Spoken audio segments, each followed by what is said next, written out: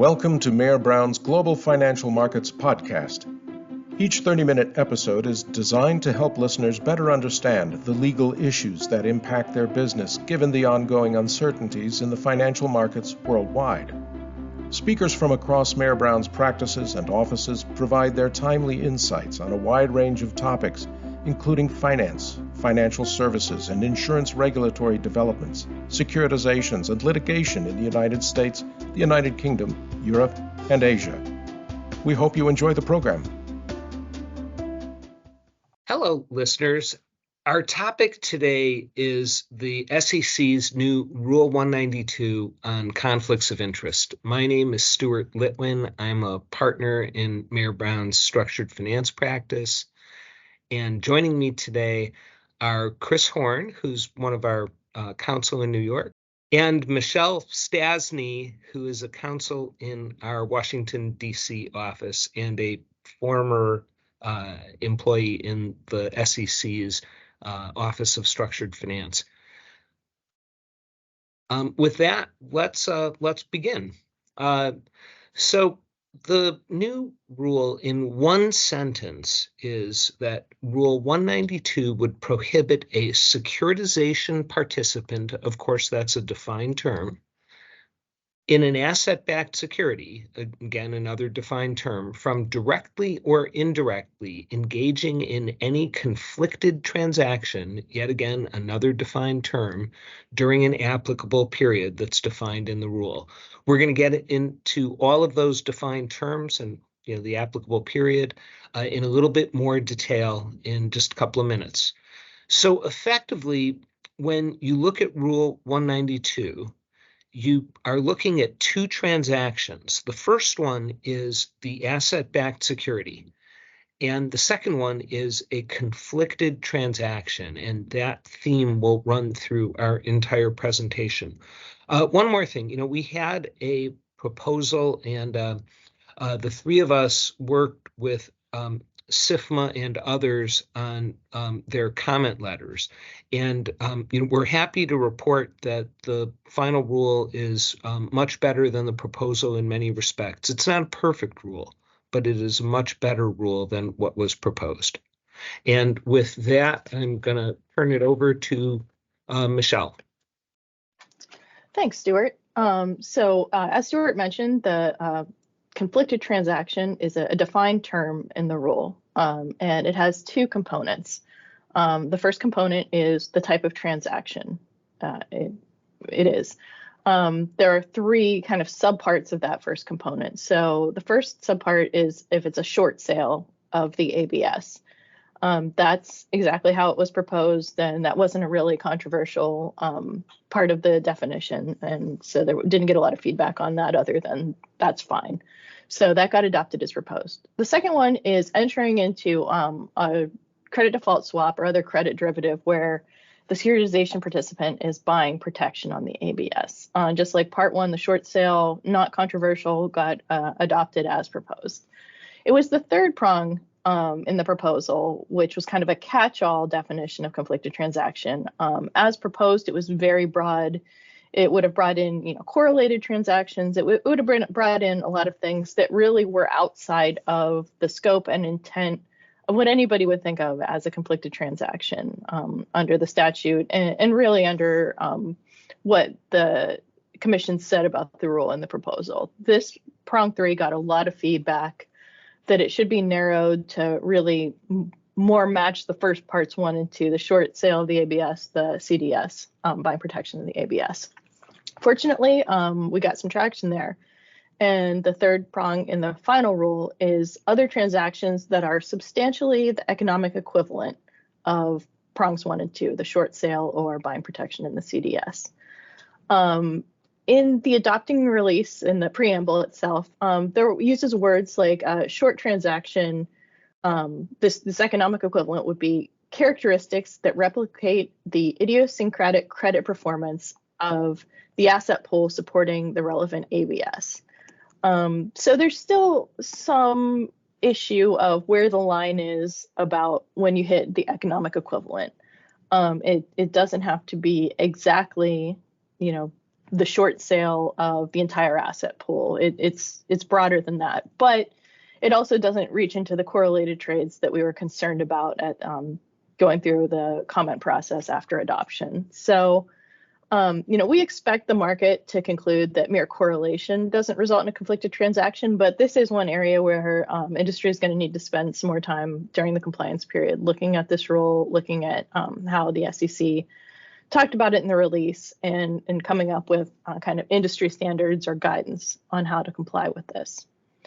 The second component of conflicted transaction is the materiality standard.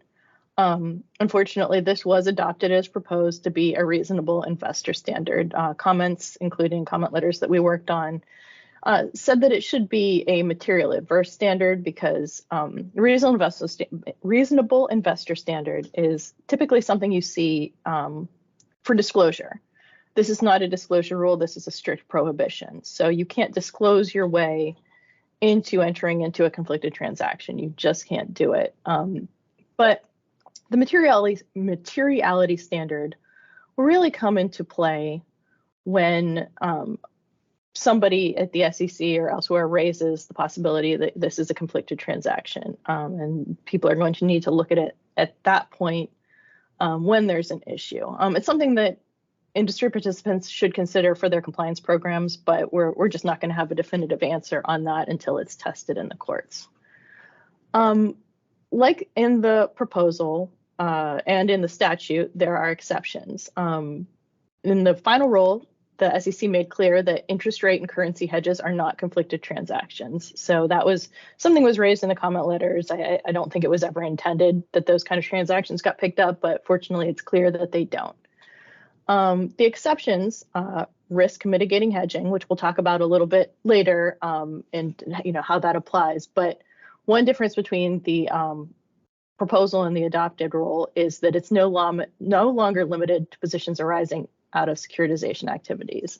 That's something that commenters had requested, and that's a good move.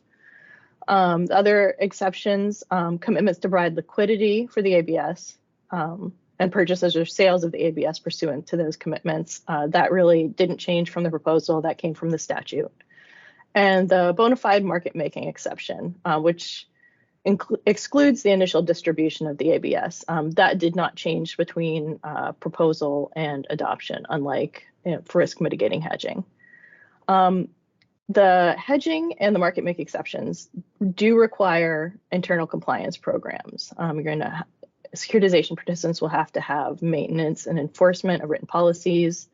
Recalibration will be necessary, especially for the risk mitigating hedging, so that you don't materially benefit for conflicted transaction. And we'll talk a little later in this podcast, but the question there is, how does this work for synthetic or credit risk transfer secure transactions? With that, I'm going to turn it over to Chris to talk about securitization participants. Thanks, Michelle. Right. So Michelle was just, discussing what kinds of transactions are prohibited and what the exceptions are. So I'm going to transition over to who is subject to the prohibition, and that's the concept of a securitization participant. You'll remember in the proposed rule, the way they defined that concept was very broadly. Sponsors, underwriters, initial purchasers, and placement agents, of course, the folks at the table working on the deal, plus any of their affiliates or subsidiaries anywhere in the world, regardless of any information barrier, regardless of their degree of involvement, if any, in the deal, all those things. And so that was, a compliance issue, to say the least. So to Stu's point about improvements, but far from perfect, we do have that situation here. So we had advocated in our comment letter something like the Reg M Rule 105 standard, in which they gave us. So affiliates and subsidiaries are scoped in if they act in coordination with one of these true securitization participants, sponsor, underwriter, initial purchaser, or placement agent. The other prong, though, that they added was, or if they have access to or receive information about the ABS or its asset pool prior to the first closing of the ABS. So on the face of that, access to information prong, on the face of it, it's way too broad, right? I mean, there are prospectuses, there are pre-sale reports, news reports, all sorts of information about a deal that's potentially out there for anybody to access before the first sale. Helpfully, I think, at least to some extent, the preamble suggests that merely having access to information doesn't automatically make an affiliate or subsidiary a securitization participant. In the preamble, they're talking about a situation in which there's an information barrier in place, and the situation in which non-public information gets over that information barrier and finds its way to an affiliate or subsidiary. And they say, well, as long as that's remedied upon discovery, and as long as the affiliate did not use that information to influence the assets that are in the ABS, then the affiliate or subsidiary would likely not be a securitization participant under Rule 192. So, if highly, and this is all going to be, interpretive, and the industry will have to reach consensus, but, if highly valuable private information makes its way over to an affiliate or subsidiary, and it depends on what they do with it that makes them a securitization participant, then, how could, just having access to the internet, like anybody have, automatically make somebody a securitization participant merely because they have access to information. So anyway, that will be interesting to see how industry consensus evolves around that. Also, helpfully in the preamble, they provide the kind of indicia of separateness or something like that resembles Rule 105 of Reg M. This is not in the rule, but in the preamble text. So, what kind of factors do they look at to determine whether an affiliate or subsidiary should be scoped in? This is a non-exclusive list.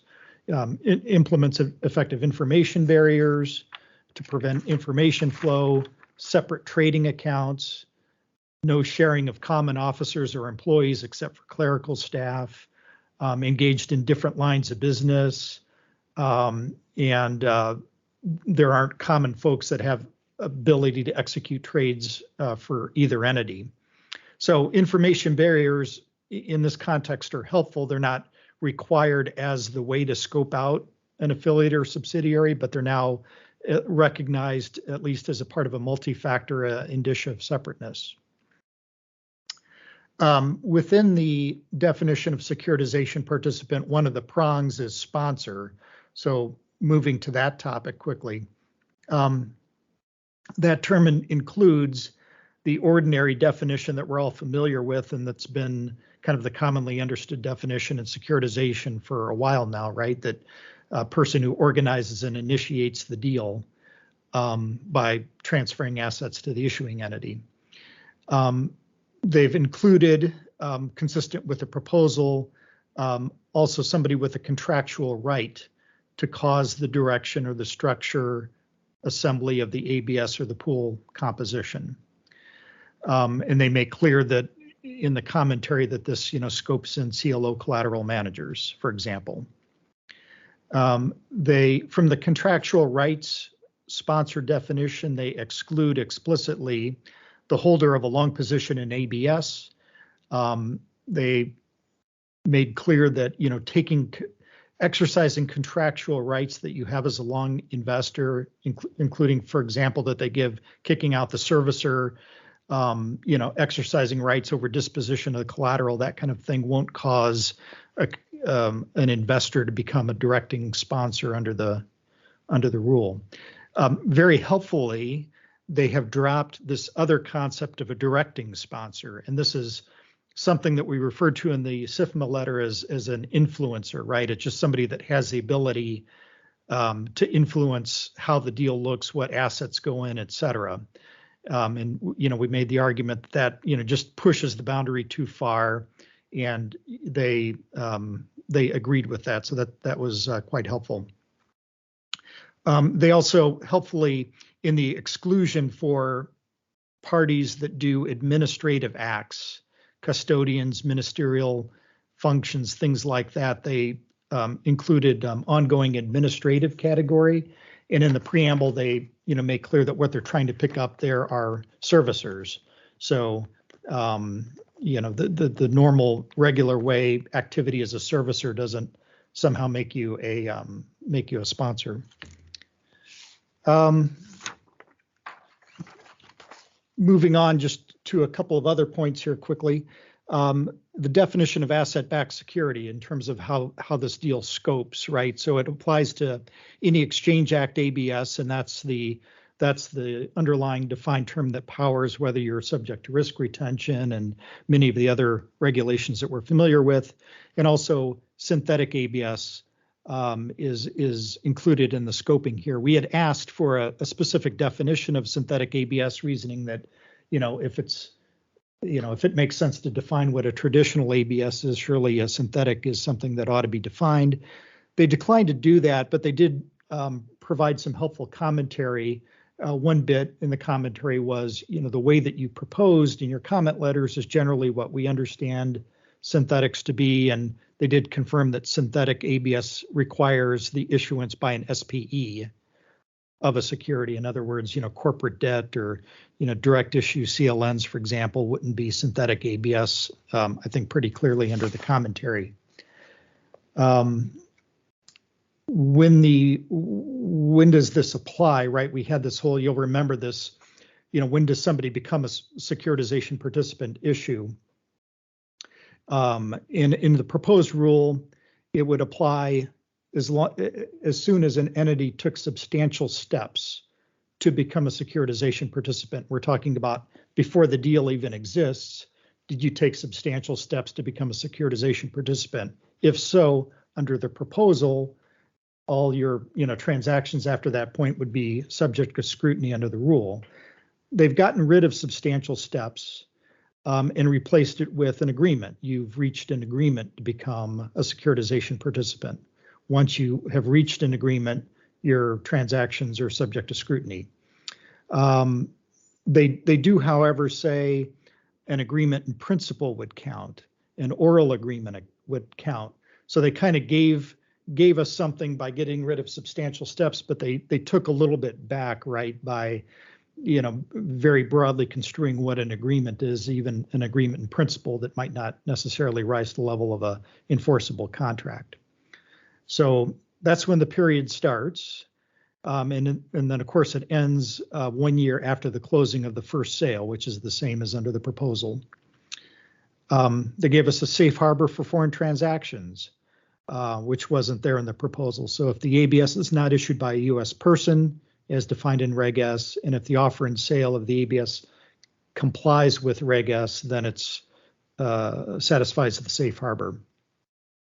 And then finally, I'll just mention that there was a really broad anti-circumvention provision that was just layered in the proposal on top of all of these requirements. So no matter what, if you satisfied everything in the proposal, if they decided, well, what you're doing is quote unquote circumventing the prohibition, you're still in violation. And we pushed back pretty strongly on that, and happily they took the suggestion in the SIFMA comment letter that, to follow the much more normal construct, which is in Reg RR for risk retention, which is to say you can't use an exception, technical compliance with one of the exceptions, as part of a plan or scheme to evade the rule. So it brings in the intent, it brings in the usage of exceptions as part of a plan or scheme. It's not, in other words, an overlay across the whole deal. And with that, I'll turn it over to Stu to talk about transition. Thanks a lot, Chris. So the SEC intended to give us 18 months, and the final rule has now been published in the Federal Register. So the transition works so that a securitization participant has to comply with the prohibition and the requirements of the exceptions to the final rule with respect to any asset-backed security where the first closing of the sale of the security happens on or after Monday, June 9th, 2025. Kelsey, I'm going to redo that because I heard that notification, and Plus, I could probably say that more crisply. So, Okay. all right. So we're going to start over on the transition. So for the from when Chris sends it to you, or right from yeah, you want to. Okay. I'll start over from when Chris turns it over to me. Okay, perfect. Thank you. Okay, so the transition is fairly complicated. A securitization participant has to comply with the prohibition and the requirements of the exceptions to the final rule with respect to any asset-backed security if the first closing of the sale of that asset-backed security happens on or after Monday, June 9th, 2025. So the SEC sort of intended to give us 18 months before we had to comply with the new rule. But that's actually not what it says. And we don't have enough time to get into all the different hypotheticals, but let's just leave it as if you potentially became a securitization participant in that asset-backed security, that's going to be, offered and sold 19 months from now. And you did a short transaction, you did a conflicted transaction sometime between now and 19 months from now, the prohibition would still apply. So you don't really get 19 months. You really have to think about this rule, and your compliance policy has to be in effect for the transactions that might happen after the 18-month transition period begins, but where you might be a securitization participant today. So that was a very complicated sentence I just said, but the bottom line is you have to think about this rule before the 18 months elapses. So, sooner is better than later. And I think that, the way the transition is phrased should encourage folks who may be securitization participants to implement their compliance programs sooner rather than later, and not to wait until 17 months from now. Next thing I'm going to talk about is the treatment of synthetic securitizations. Chris Horn touched on this just a little bit ago. So there are a number of different circumstances that we have to think about. The first one is, as Chris mentioned, the proposal would have cast doubt on whether synthetic securitizations could work at all and comply with the rule. That's been changed. So synthetic securitizations can comply.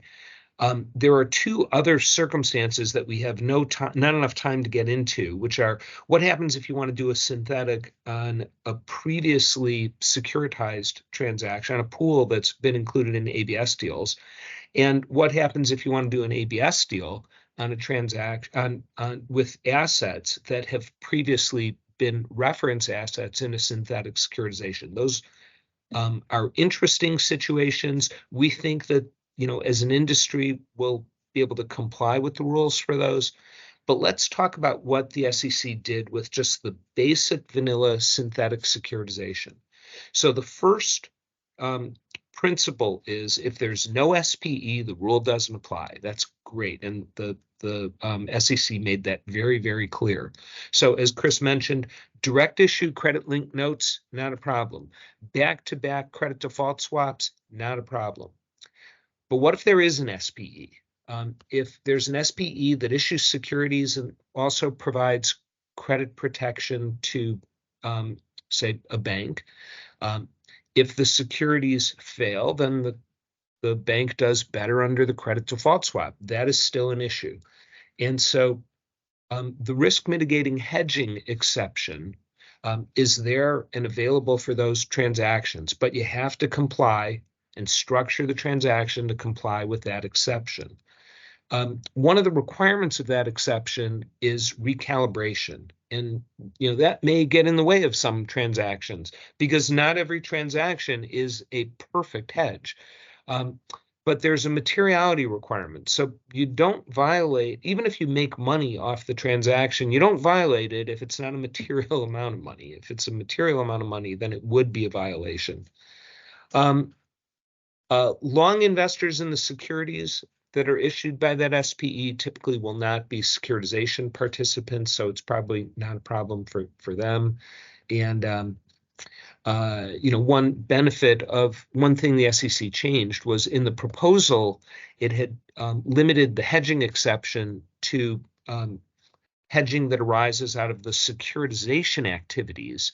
And, if you're doing a CRT transaction on other assets that are not part of your securitization activities, now under the final rule, you can do that because you're no longer limited to the securitization activities.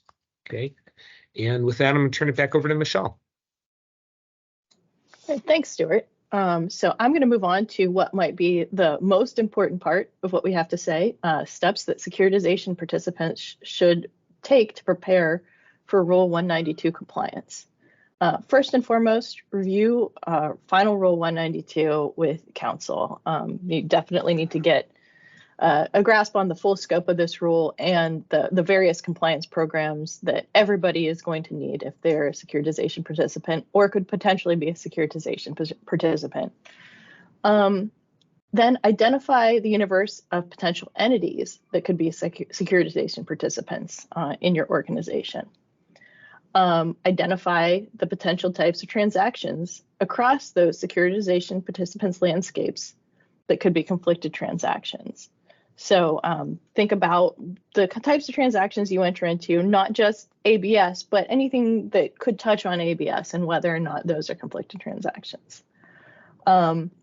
Identify the applicable exceptions like the hedging, market making, liquidity, and figure out if those are something you could use to continue to enter into what would otherwise be conflicted transactions, but are allowed under the exceptions.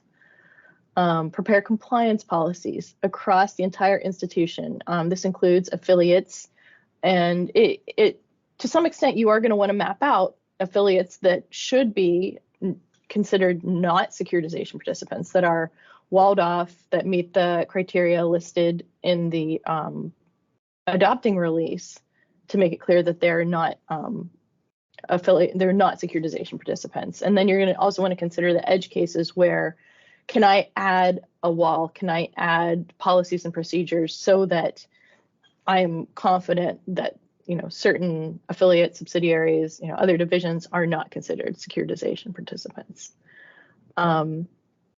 We need to establish internal process to review potential conflicted transactions, including reviewing them with counsel and either approve those transactions or change them so that they can meet an exception.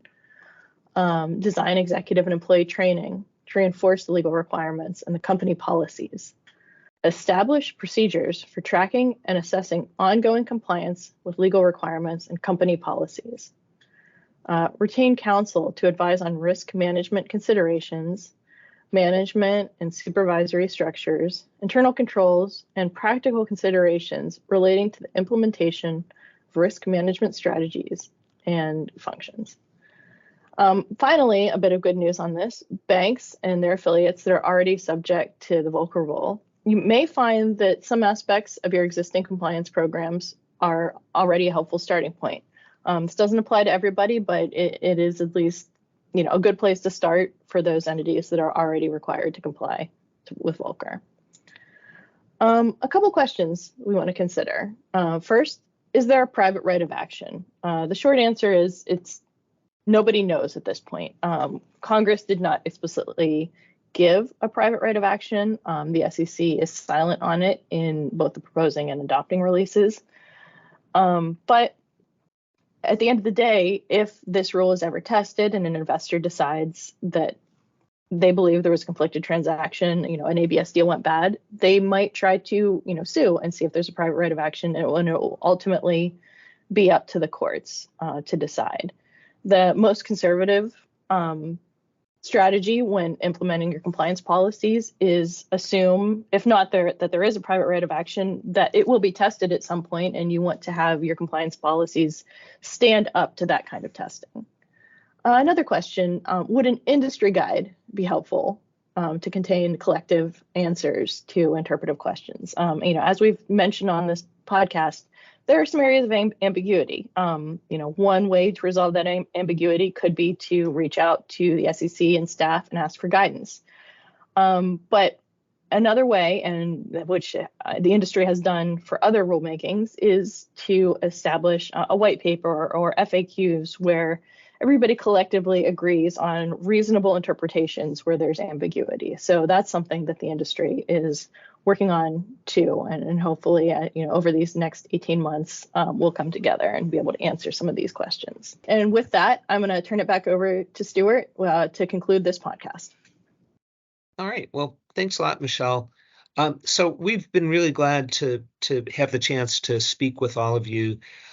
We are here. We formed a multidisciplinary team, including the kinds of folks who really think about broker-dealer compliance, the folks here who have worked on Volcker compliance programs and other compliance programs, and we are ready to be helpful to our clients as they create and implement their compliance programs, and we're looking forward to working with all of you on those. Then I just want to thank all of our audience for listening. Listeners, if you have any questions about today's podcast or anything else related to global financial markets, please email us at gfm@mayerbrown.com. Thanks very much for listening. And again, we really appreciate the chance to talk with you. Bye-bye. We hope you enjoyed this program. You can subscribe on all major podcasting platforms. To learn about other Mayer Brown audio programming, visit mayerbrown.com/podcasts. Thanks for listening.